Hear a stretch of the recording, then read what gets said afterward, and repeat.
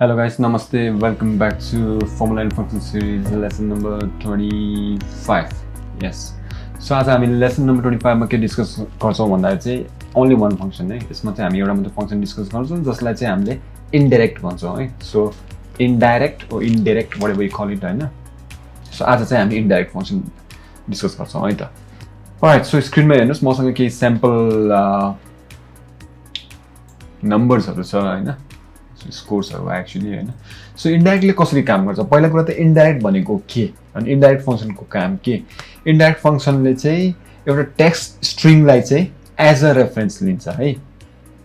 बुझ्नु भएन? ल म गरेर देखाउँछु है त. अलराइट. सो कस्तो भन्दा चाहिँ मैले चाहिँ इक्वल टु फर्मुला टाइप गर्छु है त. इन्डाइरेक्ट हाल्यो भने इसको डेफिनेसन पनि दिइरहेको छ. Returns the reference specified by a text string हैन. सो यसमा चाहिँ फर एक्जाम्पल मैले इन्डाइरेक्ट गरेर के गरे b2 हाल्यो भने व्हिच इज b9 हैन, रेन्ज b9. तर यसमा चाहिँ टेक्स्ट स्ट्रिङ के हो? b2 हो. सो b2 लाई चाहिँ उले रेफरेन्सको तौरमा लिन्छ अनि b2 मा जुन सेलमा b2 जुन ठाउँमा छ व्हिच इज यो ठाउँमा छ त्यसको भ्यालुलाई चाहिँ रिटर्न गर्छ है. ल म गरिहाले है त. हेर्नुस्. सो b2 यो चाहिँ टेक्स्ट हो है. फेरि यो सेल रेफरेन्स त होइन अहिले यो हैन.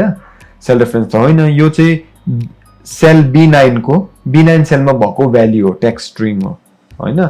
सो मैले जब इन्डाइरेक्ट b9 गरे which is text string b2 लाई लियो. सो उसले के गर्यो भन्दा चाहिँ यो टेक्स्ट स्ट्रिङ जुन b2 छ यसलाई चाहिँ एज अ रेफरेन्स लियो. यसको रेफरेन्स चाहिँ रिटर्न गर्यो. यसको रेफरेन्स भनेको b2 भनेको कता? यता हैन. सो b2 मा के भ्यालु छ हाम्रो? 10. सो 10 चाहिँ यसरी रिटर्न भयो. बुझ्नुभयो?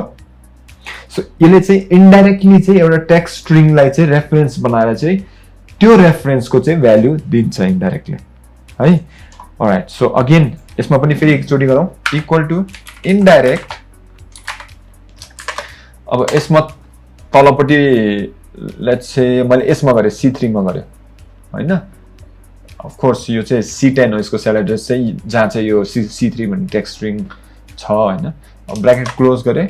सो यसको C3 को भ्यालु भनेको यतापट्टि आउन पनि 70 आउन पनि हेरौँ है त. सो 70 आयो. सो यो वाला लिए मैले अनि यो भ्यालु चाहिँ यसले रेफरेन्स दियो हैन. सो यो टेक्स्ट स्ट्रिङ चाहिँ एज अ रेफरेन्स चाहिँ रिटर्न भयो. जब एज अ रेफरेन्स रिटर्न हुन्छ त्यो सेल एड्रेसको त्यो सेल रेफरेन्सको चाहिँ भ्यालु चाहिँ रिटर्न हुन्छ व्हिच इज दिस है. सो यो र यो र यो. सो यसरी चाहिँ इन्डाइरेक्ट फंक्सनले चाहिँ काम गर्छ. सजिलो थियो, एकदम सजिलो थियो हैन. राइट. सो यो सानो ट्युटोरियल थियो. आई होप यो ट्युटोरियलले तपाईलाई कुनै हदसम्म हेल्प गर्यो होला. यस्तै खालको एक्सेलमा के समस्याहरू के जिज्ञासाहरू छ भने please let me know. I will try to help हैन. Thank you very much for watching. Take care. Stay safe. Bye.